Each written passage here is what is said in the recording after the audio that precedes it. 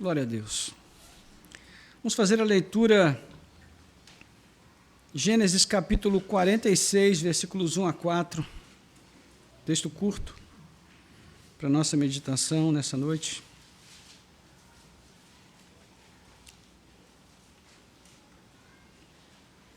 Gênesis 46, versículos 1 a 4, diz assim a palavra do Senhor: Israel partiu com tudo o que possuía, e chegou a Berseba e ofereceu sacrifícios ao Deus de Isaque, seu pai. Deus falou a Israel em visões de noite e disse: Jacó, Jacó. Ele respondeu: Eis-me aqui. Então disse: Eu sou Deus, o Deus do seu pai. Não tenha medo de ir para o Egito, porque lá eu farei de você uma grande nação. Eu irei com você para o Egito, e certamente farei com que você volte de lá. A mão de José fechará os seus olhos. Amém. Vamos orar. Nosso Deus e Pai, graças te damos pela leitura da tua santa palavra. Ó Deus, a tua palavra é viva, é poderosa, é eficaz. Pode penetrar o mais profundo de cada um de nós para discernir o que está lá no fundo dos nossos corações, para trazer a luz, para curar, para libertar, para renovar, para restaurar. E é o que precisamos, de restauração, de libertação, de cura para as nossas almas, a fim de que sejamos, ó Deus, servos saudáveis, servindo ao Senhor com alegria, com ânimo, com boa disposição e, sobretudo, com a consciência do que somos e do que o Senhor tem sido também em nossas vidas. Nós pedimos, fala aos nossos corações, ajuda-nos com o teu Espírito para que nós possamos discernir a tua palavra e sermos edificados por ela. Nós oramos assim, em nome de Jesus. Amém. Glória a Deus. Irmãos, a Bíblia possui certas curiosidades, e uma delas pode ser encontrada em Gênesis capítulo 37, versículos 1 e 2, primeira parte, onde nós lemos assim: Jacó habitou na terra das peregrinações de seu pai, na terra de Canaã. Esta é a história de Jacó. Então, quando lemos esse texto, ele nos prepara para ler sobre a história de Jacó, não é? Mas o que nós vamos ver em seguida, até o capítulo 50, é a história de José. Não diretamente a história de Jacó. E com exceção do capítulo 49, onde nós temos a bênção de Jacó sobre seus filhos, né, pouco antes da morte desse velho patriarca, o que nós vemos é um relato consistente de tudo o que aconteceu com José, desde a sua relação familiar conflituosa, passando pela sua escravização no Egito, até o momento em que ele é tornado segundo em poder naquela nação estrangeira, abaixo apenas do próprio faraó. Esse é o tipo de evento textual que mostra muito bem as características literárias do livro de Gênesis e também da sua estrutura. Esse livro é dividido em 10 seções principais e cada uma delas começa com a palavra registro ou história. Então, o capítulo que mencionamos, 37, versículos 1 e 2, é o último texto de transição dentro dessa estrutura.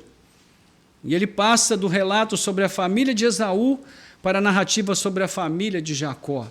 Por isso o texto diz: essa é a história de Jacó. Na verdade, é a história da sua família, não de Jacó pessoalmente, mas da sua família.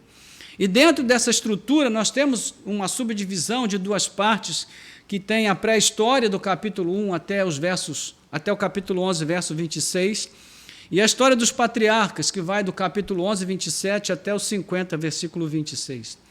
E o que vai determinar os enredos de todas essas histórias que nós encontramos aqui é a instituição da família.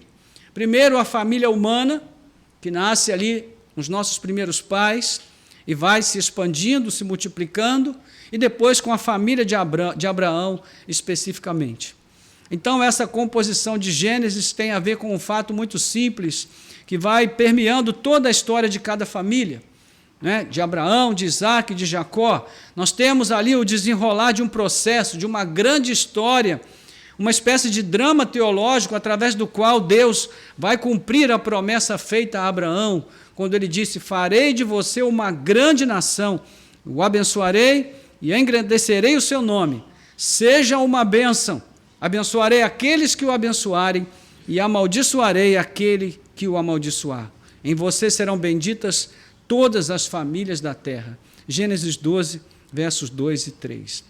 Então, a partir da queda da humanidade, por causa do pecado que entrou no mundo, tudo que nós vamos encontrar na narrativa em Gênesis e no restante da Bíblia tem a ver com os propósitos de Deus de resgatar o mundo bom que ele criou.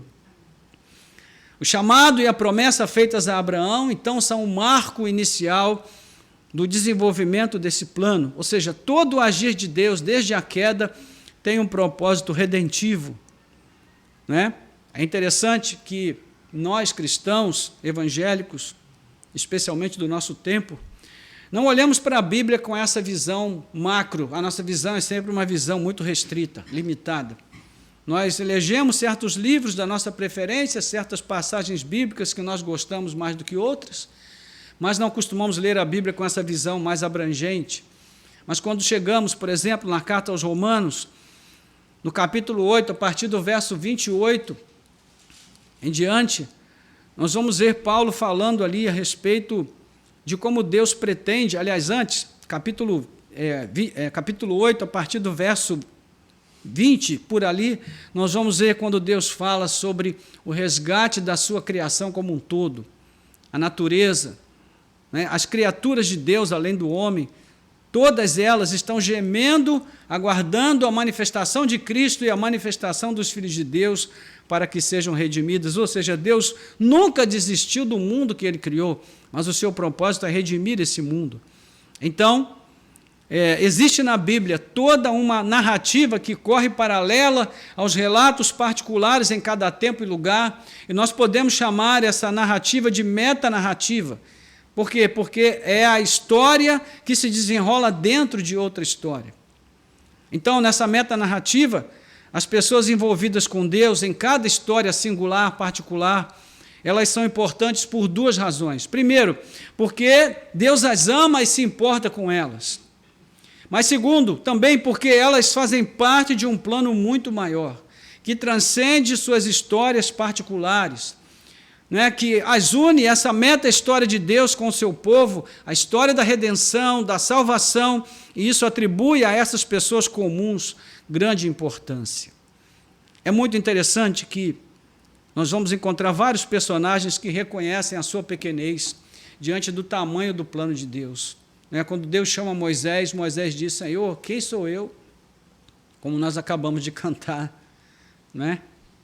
Quando Deus chama Davi, Davi também tem essa reação: Senhor, quem sou eu? Quando Deus chama Gideão, Gideão fala: Senhor, eu sou o menor, a minha família é a menor dentro da nossa tribo e da minha família eu sou o menor. Quem sou eu para o Senhor querer usar a minha vida para fazer a tua obra, para que eu seja um instrumento de redenção nas tuas mãos? Ou seja, Deus surpreende ao chamar pessoas que sabem, né, que são limitadas e que só podem ser usadas dentro do plano de Deus se o Senhor expressar a sua graça e a sua misericórdia. Então, irmãos, é assim que nós devemos olhar para o texto bíblico, com essa visão mais ampla, e percebendo que Deus nos chama para fazer parte da sua obra, não é porque nós somos bons ou porque nós temos méritos, mas porque Ele decidiu, por livre e espontânea vontade, por graça, por amor, nos chamar para fazer parte dessa grande obra que Ele está realizando na terra. Então, o que de mais relevante essas pessoas que foram envolvidas na história da salvação com Deus, a coisa mais importante que elas fizeram foi se esforçar para descobrir qual era o seu papel dentro dos planos de Deus. Uma vez que eles fizeram essa descoberta, esses personagens bíblicos, eles então se dispuseram a viver intencionalmente para desempenhar esse papel, para cumprir a sua missão, né? E é interessante como nós vemos isso na palavra de Deus em vários momentos.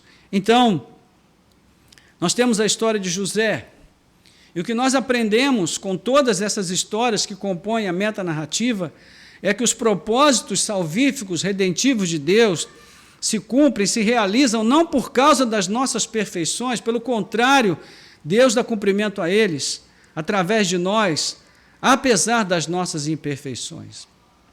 Então, não pense que Deus só vai usar a sua vida quando você chegar àquele ponto que você imagina que você será perfeito e não terá nenhum defeito. Isso nunca vai acontecer.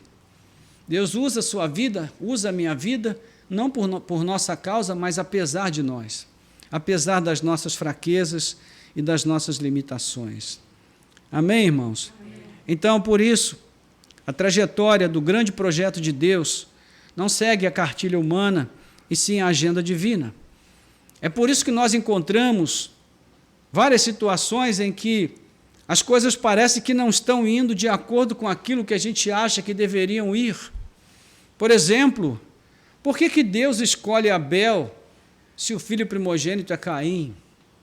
Porque Deus conhecia o coração de Abel e conhecia o coração de Caim. Por que Deus aceita a oferta de Abel e não de Caim? Porque Deus conhecia o coração de ambos, e depois Deus escolhe Sete para tomar o lugar de Abel, não é? Por que Deus escolhe Isaque ao invés de Ismael, que seria o filho primogênito de Abraão? Porque Isaque era o filho da promessa, não é? E assim nós vamos encontrar várias outras situações. Jacó, que toma o lugar de Esaú, que era o primogênito. José, que toma o lugar de Rúben, que era o primogênito. Nós sabemos que Deus olha para quê? Para onde? Deus olha para o coração, não é isso? Esse é o critério que Ele usa. E embora essa obra divina e não humana seja uma obra perfeita, porque Deus é perfeito em tudo que faz, Ele usa pessoas imperfeitas e circunstâncias imperfeitas, muitas vezes, para atender os seus propósitos, porque Ele pode fazer isso. Deus pode usar situações e pessoas imperfeitas, porque Ele é capaz de tornar perfeito tudo aquilo que Ele faz. Então, essa obra de Deus é movida por milagre, e não por ciência, e nem por competência humana. Por isso, irmãos, nós sempre podemos crer, nós sempre devemos crer, porque o Deus em quem nós cremos é um Deus poderoso para fazer infinitamente mais do que tudo que pedimos, pensamos, cremos e entendemos. E a história de José, nesse sentido, não é apenas sobre ele. Ela está ligada aos seus irmãos, aos seus pais, Jacó, à sua mãe Raquel, ao seu avô Isaque e principalmente ao seu bisavô Abraão. Ela está ligada a todo o projeto redentivo salvífico de Deus. Então, as visões de José têm a ver com o modo pelo qual Deus iria exaltá-lo acima dos seus irmãos e até acima dos seus pais. Porém, o objetivo principal não seria dar honra ou glória a José. Não, é porque isso fazia parte de um plano maior, o plano de Deus. Assim como seus irmãos que quiseram matá-lo e depois o venderam para os ismaelitas, porque eles eram maus e tinham ciúmes de José como filho preferido, sim, mas, além disso, porque essa história sobre a crise do relacionamento familiar, ela estava envolvida com a história maior. Isso era necessário que acontecesse, porque fazia parte dos propósitos de Deus. Nós vimos em outros momentos né, que o próprio José reconhece esse fato quando ele diz aos seus irmãos: agora, pois, não fiquem tristes nem irritados contra vocês mesmos por terem me vendido para lá. Por quê? Porque foi para a preservação da vida que Deus me enviou adiante de vocês. Deus me enviou adiante de vocês para que fosse conservado para vocês um remanescente na terra e para que a vida de vocês fosse salva por meio de um grande livramento. Assim não foram vocês que me enviaram para cá, e sim Deus. Gênesis capítulo 45, versos 5, 7 a 8, primeira parte. Então, meus irmãos, veja que visão abrangente Deus deu a José. Ele entendeu: meus irmãos, vocês me venderam ao Egito, mas não foram vocês que fizeram efetivamente, foi Deus. Foi Deus. Por isso, irmãos, tudo que acontece nas nossas vidas, em última análise, é obra de Deus. Às vezes nós estamos passando por uma situação tão difícil, tão penosa, tão sofrida, tão angustiante, e nós pensamos que as coisas estão acontecendo daquele jeito porque Deus está longe. Imagine se você fosse José, o que você pensaria? É o inimigo que se levantou, porque foi vendido para o Egito, um escravo, agora estou aqui preso. Mas José recebeu de Deus a capacidade de enxergar que tudo aquilo fazia parte de um plano maior, maior que a sua vida, maior que os seus interesses, maior que o seu discernimento da realidade, que a sua compreensão da realidade. Então, falando sobre o fato de eles o terem vendido como escravo aos ismaelitas, né, que o venderam para o Egito, então José está mostrando para eles que eles não são inocentes naquilo que fizeram, mas, embora eles fossem conscientes e tivessem responsabilidade sobre o que fizeram, naquele ato de grande impiedade que cometeram, ainda assim Deus tinha planos. Mais uma vez, José reconhece, ele diz: vocês na verdade planejaram o mal contra mim, porém Deus o tornou em bem para fazer como estão vendo agora, que se conserve a vida de muita gente. Gênesis 50, versículo 20. O que temos aqui, irmãos? Soberania divina, agindo para fazer cumprir os propósitos eternos, mas também temos a responsabilidade humana, um paradoxo da fé cristã. Nós o encontramos por toda a Bíblia. Veja como Jesus resume essa verdade quando ele diz sobre a traição de Judas: o Filho do Homem vai como está escrito a seu respeito. Soberania divina, vontade de Deus, projeto de Deus. Mas ai daquele por quem o Filho do Homem está sendo traído, melhor seria para ele se nunca tivesse nascido. Responsabilidade humana. Jesus está dizendo: o fato de Deus ter escrito, determinado, nos seus propósitos eternos, que o seu filho fosse entregue para ser morto, isso não isenta Judas da responsabilidade de tê-lo traído. E Jesus diz: melhor seria para ele não ter nascido. Mateus 26, 24.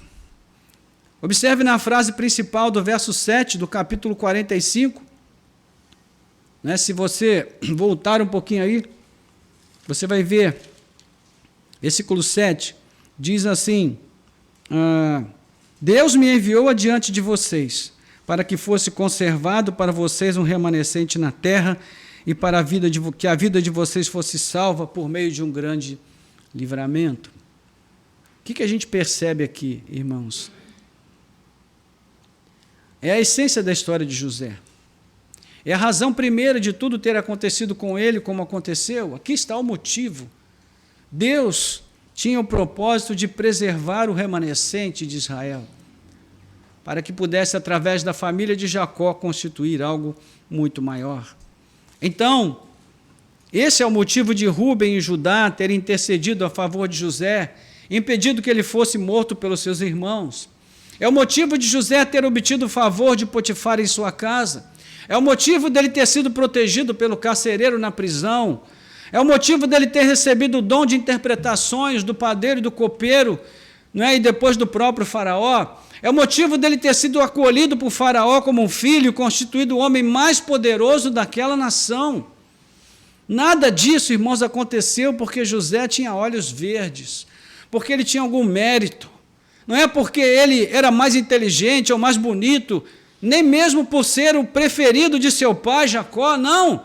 É porque tudo isso aconteceu dentro de um plano maior, de um propósito maior, onde José passaria por um processo de humilhação e depois de exaltação. Tudo isso fazia parte do plano de Deus. A família de Abraão devia ser formada, e esse era o momento e o lugar onde tudo deveria ter início. Percebe como a história maior está correndo aqui no texto, dentro da perspectiva do que nós estamos vendo, irmãos? E chegamos então ao capítulo 46, versos 1 a 4,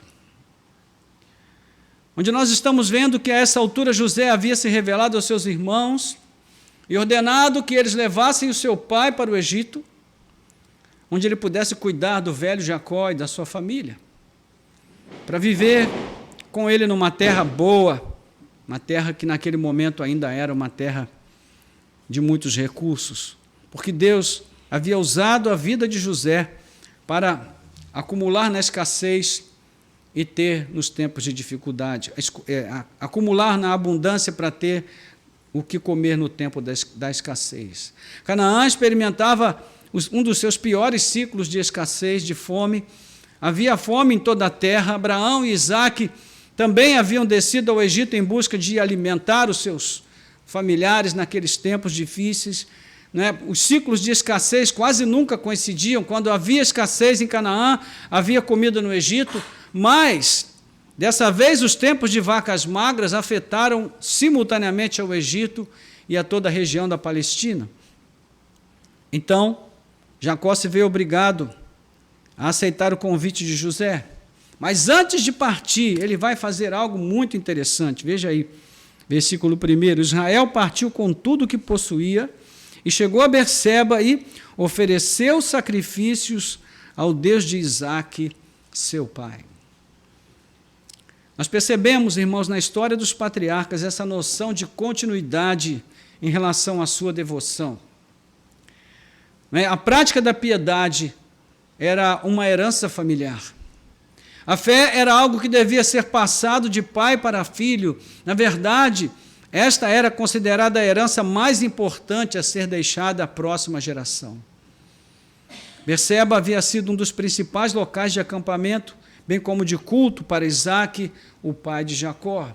Você se lembra da situação de Abraão levando o seu filho Isaque para o monte junto com ele, onde Isaque seria o sacrifício, pelo menos até aquele momento em que ele chega com o seu pai no monte. Isso mostra que era uma prática dos patriarcas, levar os seus filhos, ensiná-los o caminho da fé. O que tudo indica, Jacó ficou relutante em deixar a sua terra e se mudar para o Egito. Então Deus fala com ele em visão para confortá-lo e encorajá-lo. Versículo 2, que diz: Deus falou a Israel com visões de noite e disse: Jacó, Jacó, e ele respondeu: eis-me aqui. E nós temos aqui alguns pontos que merecem reflexão, irmãos. Primeiro, Deus fala numa visão. Os sonhos e visões eram formas de Deus falar com os seus servos no passado. Isso aconteceu com muita frequência nas vidas dos patriarcas. O autor aos Hebreus menciona que Deus, no passado, falava de muitas vezes e aos seus servos de muitas maneiras. Hebreus capítulo 1, versículo 1. Mas com o passar do tempo, a autorrevelação de Deus sendo progressivamente trazida aos seus servos, e com isso surgiram então os profetas, e com os profetas surgiu a palavra de Deus escrita, e essas formas antigas foram se extinguindo cada vez mais, até que a revelação máxima e perfeita viesse na encarnação de Cristo. Então, isso quer dizer que hoje Deus não fala mais através de uma revelação, de um sonho? Não, Deus pode fazer isso ainda, mas é muito raro que Ele faça, porque a maneira preferencial que Ele usa para falar conosco hoje é através da sua palavra. Então, a segunda coisa importante que nós devemos perceber é que Deus se apresenta como Deus de Isaque, versículo 3, primeira parte. Já na primeira vez em que Ele falou com Jacó, Deus se apresentou como o Deus de Abraão e o Deus de Isaque, capítulo 28, versículo 13, depois você pode conferir. Mais tarde, Deus vai se revelar a Moisés como o Deus de Abraão, Isaque e Jacó. A relação de Deus com esse trio patriarcal forma o núcleo da promessa de Deus. Então é aqui que se confirma o que havíamos dito anteriormente, a continuidade na devoção familiar, a piedade, a fé do pai para o filho, e tudo isso seria essencial para que se guardasse a promessa, para que todos os envolvidos compreendessem o seu papel dentro dos planos de Deus. Meus irmãos, é muito bom quando nós podemos dar aos nossos filhos a melhor educação, as melhores roupas, quando nós podemos dar a eles uma vida confortável, uma ótima casa, quando nós podemos levá-los para passear, quando nós podemos pagar para eles um bom curso, isso tudo é muito bom. Mas nada disso substitui a fé que nós devemos transmitir aos nossos filhos. Nada disso substitui o dever que nós temos de ensiná-los a amar a Deus, a amar a Cristo. Há muitos pais na igreja que se queixam dos seus filhos adolescentes e dizem: olha, pastor, não sei mais o que fazer com esse menino. Mas lá atrás, quando o pastor dizia: pai, seja firme com esse filho, ensina a ele o caminho da casa do Senhor, pregue a palavra. Ah, não, pastor, ele é muito novo ainda, deixa ele brincar, aproveitar a vida. Meus irmãos, não adianta tentar consertar a árvore depois que ela já encontrou o caminho da tortuosidade. A gente tem que pegar o galhozinho novinho e ajustar ele, colocar ele amarrado numa estaca para que ele aprenda a crescer reto. Do contrário, não tem solução para ele. Nós precisamos tirar da nossa mente essa ideia de que os nossos filhos nascem inocentes e puros. Não, irmãos. Eles precisam ser instruídos no caminho, desde pequenos. Isso não quer dizer violência, grosseria, arrogância, falta de educação, falta de amor, não é nada disso, irmãos. Isso quer dizer sabedoria. Sabedoria que vem da palavra de Deus. Então era isso que os patriarcas faziam de melhor. Eles transmitiam aos seus filhos a fé. Como a gente teria na Bíblia essa expressão: eu sou o Deus de Abraão, Isaque e Jacó? Se Abraão não tivesse ensinado o caminho a Isaque, se Isaque não tivesse ensinado o caminho a Jacó, como nós poderíamos ter essa expressão na Bíblia que se repete tantas vezes e que estabelece o núcleo da salvação que alcançou também a nós? Não é? Além disso, depois de consolar Jacó, o Senhor também o encoraja. O Senhor diz: não tenha medo de ir para o Egito, versículo 3, segunda parte. Isso era tudo que Jacó precisava ouvir naquele momento, porque, irmãos, não há nada mais angustiante do que ter de tomar uma decisão importante, quando a gente não tem nenhuma certeza. E é muito bom quando Deus fala conosco e diz: pode ir, porque eu estou contigo. Né? E por fim, Deus repete a Jacó a promessa feita a Abraão: farei de você uma grande nação. Onde isso vai acontecer, irmãos? No Egito. Veja aqui a metanarrativa novamente. Lá no início, Deus havia ratificado a promessa e predito a Abraão: fique sabendo com certeza que a sua posteridade será peregrina em terra alheia, será reduzida à escravidão e será afligida durante 400 anos. Mas eu castigarei a nação que os escravizar. Depois eles sairão com muitas riquezas. Gênesis 15, 13 a 14. Então, é essa posteridade que Deus está prometendo a Jacó. Os 400 anos no Egito serviram como uma espécie de período de incubação para a nação de Israel. Deus prometeu a Abraão, Isaque e Jacó uma grande nação, mas quando Jacó desce ao Egito, ele desce com 70 pessoas apenas. 70 pessoas não é uma grande nação. Assim como Isaque não era uma grande nação. Quando Abraão morreu, a grande nação de Abraão era somente Isaque. Outra coisa que nós precisamos aprender, irmãos, é que, sim, Deus pode ter grandes coisas a fazer através das nossas vidas.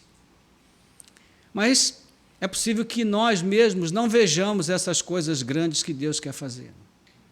Porque nós somos parte de um processo que vai muito além de nós. Nós teremos que viver 1000 anos para ver tudo que Deus pode fazer através das nossas vidas.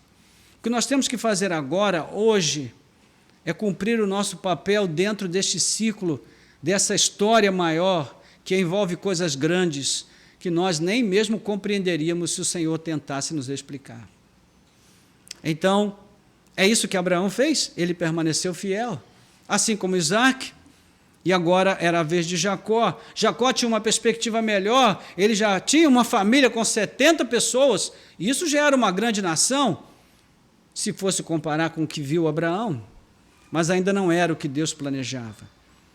Então, para nós, né, que vemos tudo isso, quando o Senhor faz a promessa, eu irei com você ao Egito, e farei com que você volte de lá.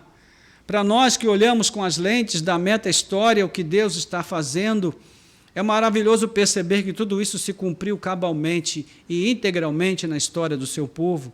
A sua posteridade será peregrina em terra estranha e depois escrava, mas sairá de lá com muitas riquezas, como o Senhor havia prometido, assim se cumpriu. Então, mais uma vez, nós temos aqui o quê? Encorajamento, eu irei com você. E a última palavra de conforto, José vai fechar os seus olhos. Versículo de número 4. É interessante que Deus tem um modo tão carinhoso de lidar com a gente, né, irmãos? Você se lembra que quando Jacó tomou ciência, pela história mentirosa dos seus filhos, que José talvez tivesse sido devorado por uma fera, quase que Jacó morreu. E ele disse, chorando descerei à sepultura para junto de meu filho. Mas Deus está dizendo para ele agora, não, Jacó. José vai fechar os seus olhos. Deus tem um jeito muito especial de tratar com a gente, né, irmãos? Imagine se ele fosse um Deus mecânico, um Deus de ações exatas, científicas, que não se importasse conosco, que não estivesse nem aí para nós. Assim como os governantes deste mundo, cujos governados para eles não significam absolutamente nada. Não, Deus não age assim. Ele nos trata como pessoas específicas, em situações específicas, ele lida conosco de uma forma singular, pessoal, particular, porque ele se importa conosco e porque nós fazemos parte dos seus planos. A conclusão, irmãos, é que nós não sabemos, nós não temos noção do que Deus está fazendo agora em nossas vidas, não uma noção plena, né, completa. E não sabemos o que acontecerá como resultado do que nós estamos fazendo hoje para Deus.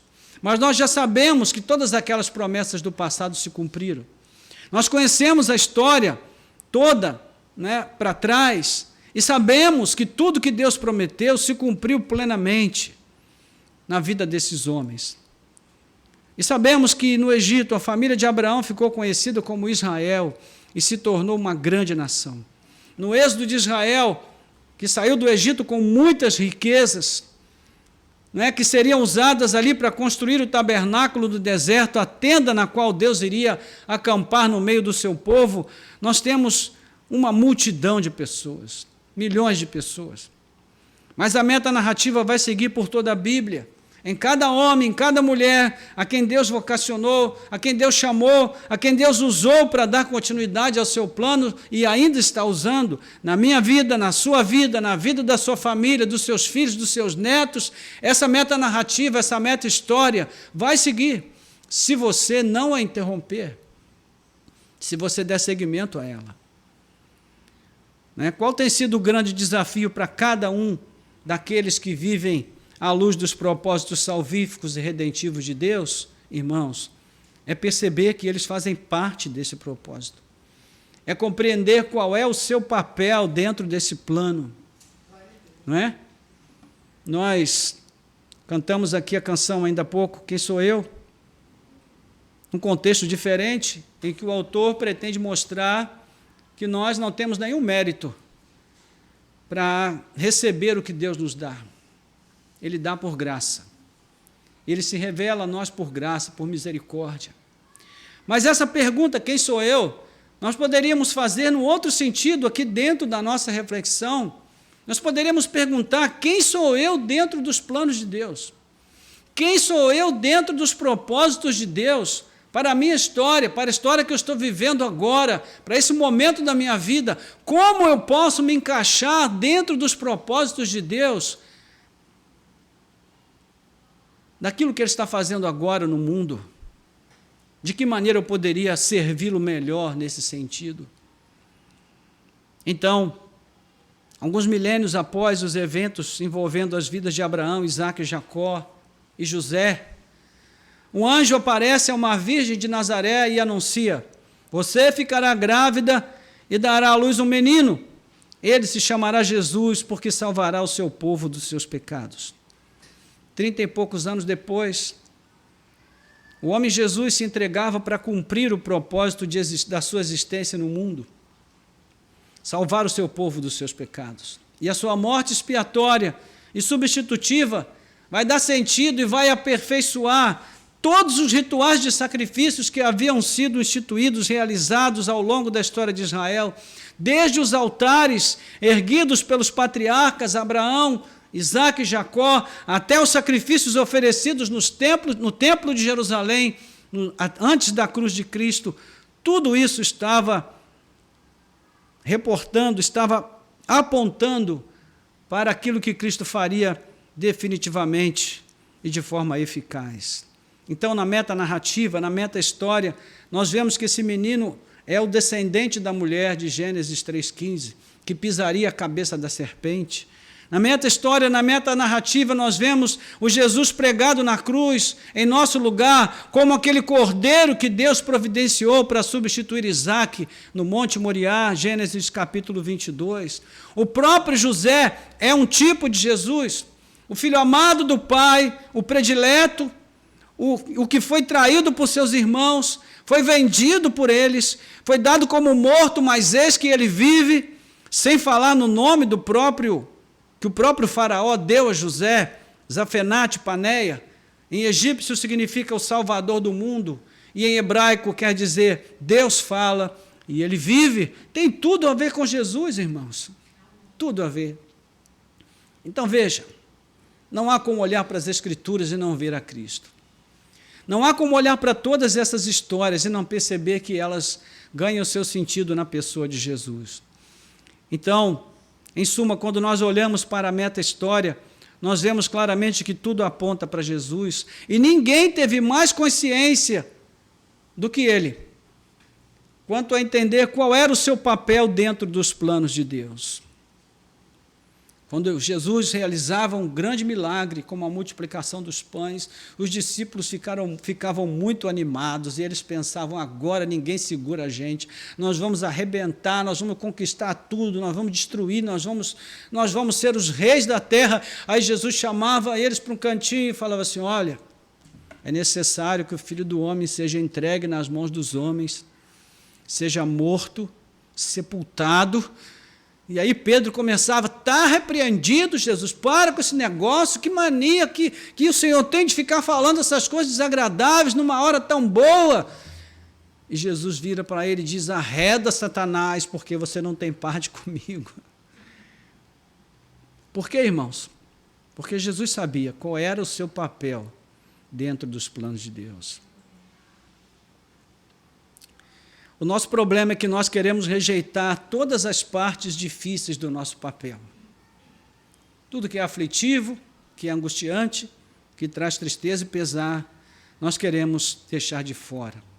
Mas, irmãos, quando nós tomamos a cruz de Cristo sobre nós, quando nós tomamos a nossa cruz para segui-lo, o pacote que recebemos, a gente não pode fazer uma seleção do que está dentro dele. Nós precisamos acolher tudo ou não acolher nada. Então, aos momentos difíceis, de angústia, de tristeza, aos momentos de alegria, de felicidade, de regozijo, ele sabia com toda clareza quem ele era dentro dos planos do Pai. Os seus discípulos não compreendiam isso porque eles estavam ligados apenas nas suas histórias particulares. Veja o exemplo dos discípulos no caminho de Emaús. Jesus vai andando com eles, Lucas 24, e eles estão cabisbaixos. E Jesus pergunta para eles: por que vocês estão tão chateados, tão tristes? E eles dizem: só você que é estrangeiro aqui não sabe o que está acontecendo? É sobre Jesus. E Jesus vai dando corda a eles. Sim, mas o que aconteceu? E eles dizem: olha, mas só você que não entende, não conhece a história. Nós esperávamos que ele fosse o Redentor de Israel, mas agora já tem 3 dias que ele morreu e nada aconteceu, então nós vamos voltar para Emaús, vamos voltar para a vida velha, vamos tocar o barco para frente, porque é só decepção. E quando Jesus se revela a eles, eles então começam a perceber, depois que Jesus explica, o texto diz que começando em Moisés e os profetas, ele fala sobre tudo que constava dele nas Escrituras. E então, os cabeções começam a se abrir, e eles começam a entender um pouquinho daquilo que Jesus já entendia, desde que ele tomou ciência da sua existência neste mundo. Os discípulos de Jesus pensavam apenas em si mesmos, nas suas pequenas histórias. Meus irmãos, como a igreja hoje sofre deste mal? Não é? A gente acha que Jesus veio ao mundo para a gente ser feliz nessa vida, para a gente comprar um bom carro, para a gente arranjar um bom relacionamento, para a gente comprar uma casa nova, uma roupa nova, ter sucesso, né? Viajar de helicóptero, de jatinho, ter o nosso nome celebrado como pessoas importantes deste mundo e ter muitos seguidores nas redes sociais. Meus irmãos, é um pensamento muito pequeno, muito reducionista. É reduzir a obra que Deus tem a fazer, e Ele nos chama a fazer parte dela, a coisas muito pequenas, muito pequenas. Isso tudo pode fazer parte, se Deus tiver planos para esse fim. Nós temos a história de José, que se tornou uma celebridade, sim. Nós temos a história de Barzilai, que sustentou Davi no seu tempo de fuga e de aflição. E quando Davi quis dar a ele uma recompensa, ele diz: nada disso. Minha recompensa foi fazer o meu papel, foi servir a Deus servindo ao rei. Irmãos, que coisa nobre, que atitude extraordinariamente digna e verdadeiramente santa e fiel a Deus. Nós temos anônimos na Bíblia, né, como aqueles muitos discípulos que levaram o evangelho por toda parte depois que houve a perseguição em Jerusalém, e nós não sabemos os nomes da maioria deles, mas eles fizeram o mundo totalmente novo depois que levaram a mensagem de Cristo. Ou seja, muitas situações de pessoas que não têm nome para nós, mas elas são conhecidas na glória celestial. Quando o nome delas é mencionado no céu, todos sabem quem elas são. Isso é o que importa, irmãos.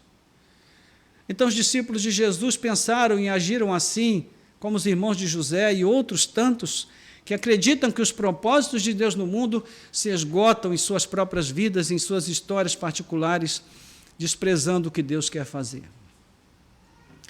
Então eu faço votos que esse não seja o nosso caso, que essa não seja a nossa história, mas que nós possamos ter uma outra perspectiva daquilo que Deus está fazendo e do que Ele quer fazer. E eu gostaria de propor apenas 3 aplicações nesse texto para nós orarmos.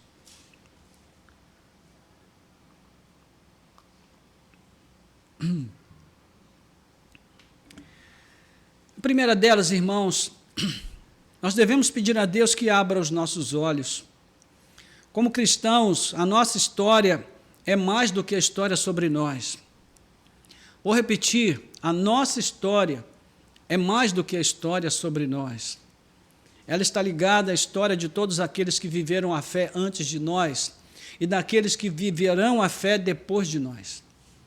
Nós estamos nessa interseção, nós estamos entre esses 2 momentos e nós precisamos dar seguimento àquilo que nós recebemos, a essa semente que nós recebemos, para que ela possa alcançar a vida de outros. Nós estamos ligados a toda essa meta-narrativa, essa meta-história que nós encontramos ao longo das Escrituras, e o relato sobre José toca as nossas vidas, à medida que ela aponta para algo bem maior do que ele mesmo e do que a sua própria família. A história de José é também a nossa história. Ela tem momentos de alegria, de tristeza, de esperança, desespero, horas de grande desilusão. Quando nós pensamos que tudo vai se acabar em tragédia, então Deus vê, né, e vem por causa do seu grande amor por nós e do seu propósito que Ele tem, e Ele nos inclui com a sua graça, Ele nos eleva, Ele nos põe num lugar de honra. E qual deve ser o nosso papel, qual deve ser a nossa reação, a nossa atitude diante disso? Nós não devemos nos prender a nada, irmãos. Nada. Nenhum desses momentos, porque eles são provisórios. Assim como os momentos de exaltação passam, os momentos de abatimento e humilhação também passam. O problema é que cada instante de aflição parece uma eternidade. Né? E cada tempo de sucesso, de elevação, de exaltação, parece que passa rápido demais. Mas isso é um engano. Todos esses momentos fazem parte da nossa história, mas também da grande história salvífica redentiva de Deus. Deus tem um plano, e o grande privilégio que nós temos é fazer parte dele. Ainda que o nosso papel seja um papel pequeno, não é? Conta-se que Dwight Moody nós sabemos que ele foi um homem que pregou para milhares de pessoas, talvez milhões de pessoas. Muitas vidas se converteram através dele. Ele foi um dos maiores evangelistas da história da igreja. E conta-se que ele se converteu através da pregação de um vendedor de sapatos. O vendedor de sapatos talvez só tenha levado Dwight Moody para o reino de Deus. Mas através da sua pregação para aquele homem, quantas vidas ele alcançou? Quantas vidas ele tocou? Então, irmãos, a questão não é o tamanho do que nós fazemos, mas se o que fazemos faz parte dessa grande história que Deus está construindo no mundo. Esse é o ponto. Então,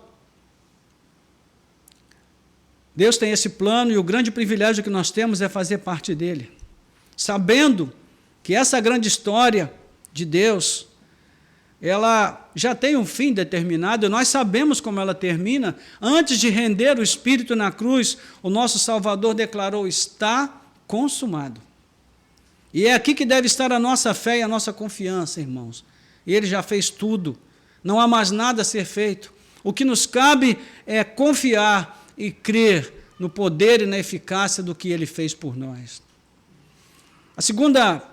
Segundo ponto da nossa aplicação: não devemos permitir que as circunstâncias tenham o poder de nos fazer duvidar das boas intenções de Deus a nosso respeito. Meus irmãos, não podemos confundir as decepções que nós temos com as pessoas com decepção com Deus. Deus nunca decepciona ninguém. Nós nos decepcionamos com as pessoas porque nós confiamos nelas, e é um erro que cometemos. Nós devemos confiar, mas guardando uma medida de cuidado, sabendo que nós estamos confiando numa pessoa que amanhã pode deixar de ser confiável. Então, o que precisamos ter bem claro para nós é que nos momentos de dúvida, de medo, que isso se deve à nossa limitação e fraqueza e não à infidelidade de Deus. Deus sempre é fiel. Porque, acima de tudo, Ele é fiel a si mesmo. Ele é fiel à sua palavra, a promessa feita a Abraão, a aliança que ele selou, né, com a qual ele selou essa promessa em definitivo, que foi renovada em Cristo Jesus, na qual nós estamos também incluídos. É isso que nos liga à história passada e à presente dentro da narrativa maior, da história maior. Então, ouçamos nessas horas difíceis a palavra de Deus a Jacó: eu vou com você, e no tempo certo eu vou tirar você de lá. E creiamos nisso, irmãos. Porque há um tempo de entrar e há um tempo de sair dentro desses planos de Deus.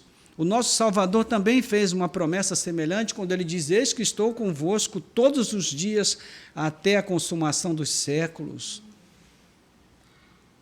É quando o nosso Rei e Redentor virá para nos tirar daqui, dessa terra estranha que nós estamos vivendo agora, e nos levar para o verdadeiro descanso. Então, durante esse tempo de espera, o que devemos fazer? Nós devemos procurar descobrir quem somos nós dentro dos planos de Deus. De que maneira nós podemos ser úteis aos seus propósitos salvíficos, redentivos agora, hoje, na nossa história particular. E, por fim, a terceira aplicação que eu gostaria de fazer tem a ver com a maneira como nós lemos a Bíblia. Em geral, as pessoas leem a Bíblia como uma coleção de textos desconexos. Eu já falei aqui de um irmão que foi membro de uma igreja a qual eu fiz parte há muitos anos, que ele riscava o Antigo Testamento todo. E ele dava nota para os livros, dizia: esse livro aqui é nota 0, não tem nada a ver. Cristo já aboliu tudo isso daqui, isso daqui não serve para nada. E a gente tinha que levar em conta, porque ele já tinha uma certa idade, então,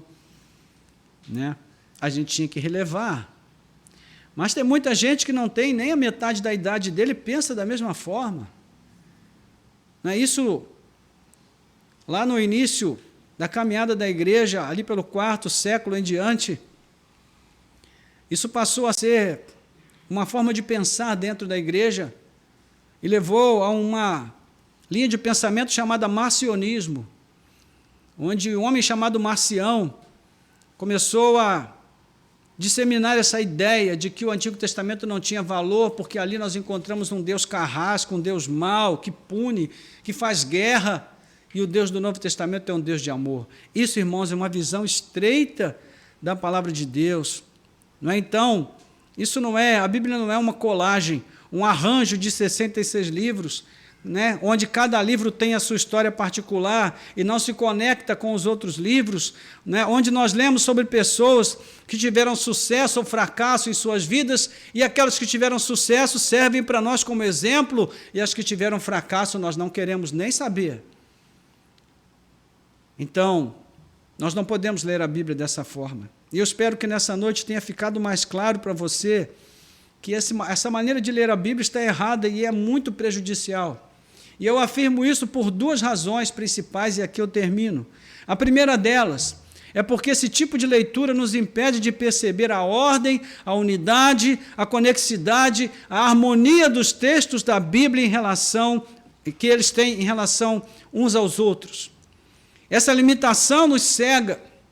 Ela nos leva a ler a Bíblia como faziam os escribas e fariseus, sem enxergar o todo, o plano maior, a grande história, o fato de que Cristo é o centro dessa história, e assim como eles não percebem, nós também não conseguimos perceber. E diminuímos a importância da pessoa de Cristo em nossos louvores, em nossa forma de culto e em nossa conduta. O segundo motivo, como um desdobramento do primeiro, é que essa leitura equivocada da Bíblia nos induz à falta de fé e de confiança em Deus. Nos faz viver sem esperança, sem convicção, sem maturidade cristã.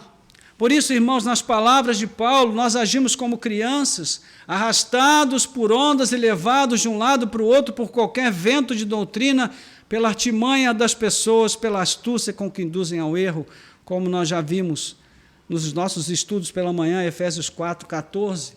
Como impedir que isso aconteça, irmãos? Na sequência, Paulo explica: seguindo a verdade em amor, cresçamos em tudo naquele que é a cabeça, Cristo. Capítulo 4, versículo 15. E seguir a verdade aqui pode ser entendido como o trabalho de um detetive que persegue uma pista em busca da verdade para desvendar o mistério. No nosso caso, o mistério é Cristo. E seguir esse mandamento pode melhorar e muito a nossa qualidade de vida. Por quê? Porque à medida em que nós crescemos no entendimento, a nossa fé aumenta. Também aumenta a nossa confiança. A nossa esperança aumenta, bem como a nossa convicção. E quando os discípulos de Emaús estavam fracos, o que é que Jesus fez para levá-los de novo à fé, à esperança, à convicção, à confiança? para que eles não abandonassem a fé, Jesus os levou de volta à sua palavra e abriu os olhos deles para que eles pudessem compreender as Escrituras. Então, meus irmãos, a Bíblia não é um livro de consulta. A Bíblia é a nossa regra de fé e prática. De tudo que foi dito aqui, eu gostaria que você focasse no propósito de perceber, de se perceber como parte importante dessa meta-história. Você faz parte dela. Você é parte importante. Você tem importância porque Deus te ama. E você tem importância porque Ele te escolheu para fazer parte dos seus propósitos salvíficos, redentivos deste mundo caído. Então, dê importância a você mesmo nesse sentido. Entenda que Deus precisa que você se engaje nessa obra. Se você está vivendo um momento da sua vida em que você não está fazendo nada de efetivo na obra de Deus, comece a repensar aí os seus valores, a sua forma de encarar a realidade, porque Deus conta contigo, meu irmão. Deus conta contigo, minha irmã. Nós precisamos entregar a nossa vida em serviço ao Senhor, porque Ele quer nos usar. E todos nós temos o que fazer na obra de Deus, porque Ele entregou dons preciosos para nós podermos usar para a sua honra e para a sua glória. O que nós precisamos perguntar é: quem sou eu dentro dos planos de Deus? Essa é a pergunta que nós devemos procurar responder em oração, de acordo com aquilo que Deus nos mostrar. Ok? Vamos orar?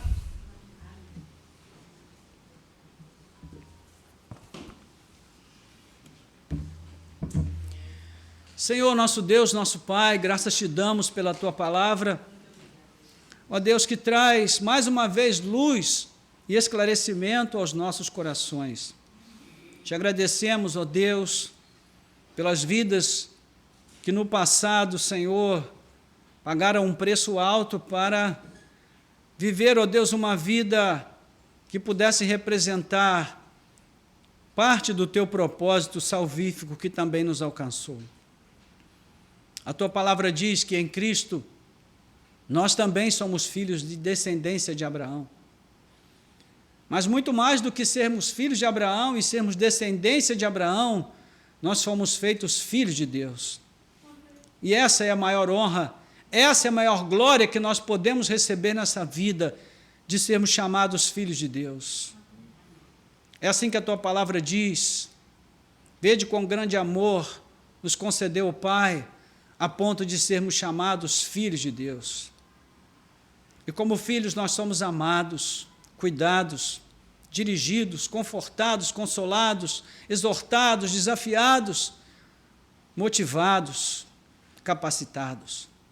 Pois o Senhor nos chamou porque nos ama, mas também porque o Senhor conta conosco para fazermos parte desse propósito salvífico, redentivo, que tem sido escrito desde as primeiras páginas do Gênesis e vai ser concluída, Senhor, nas últimas partes ali, nas últimas páginas do Apocalipse. Tudo está consumado. Toda a história da salvação está contada. E nós sabemos como essa história termina. Ela termina com o triunfo da igreja. Ela termina com a igreja triunfando na glória celestial. Ela termina com todos os ímpios deste mundo de joelhos diante de Cristo, prestando conta das suas obras, dos seus maus feitos, das suas obras de injustiça e perversidade neste mundo, onde diante do Senhor todos serão realmente justiçados, alguns serão justificados definitivamente e de um modo final, sendo levados para a glória celestial, mas outros punidos com a perdição eterna. E ali sim, Senhor, haverá plena justiça, coisa que nós jamais conseguimos ver neste mundo. Que o Senhor abra o nosso entendimento para que nós possamos compreender que fazemos parte dessa grande história, mas que nós somos, ó Deus, apenas um fio que está formando esse grande tapete, que nós veremos no final com a sua forma definitiva e nós nos alegraremos pelo que vamos ver. Porque o Filho do Homem virá com poder e grande glória, e Ele então consumará a sua obra, mostrando, Senhor, o quanto nós fomos privilegiados em participar desse grande projeto de Deus.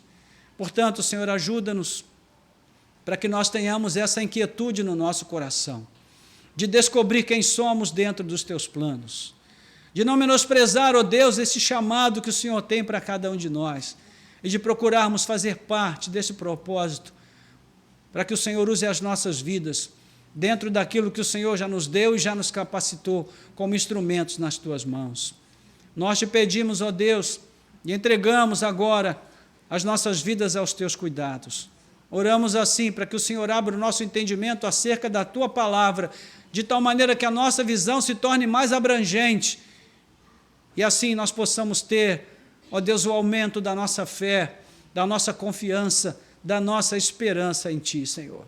E também da responsabilidade que temos de nos apresentar para a obra e para o serviço que o Senhor tem para cada um de nós.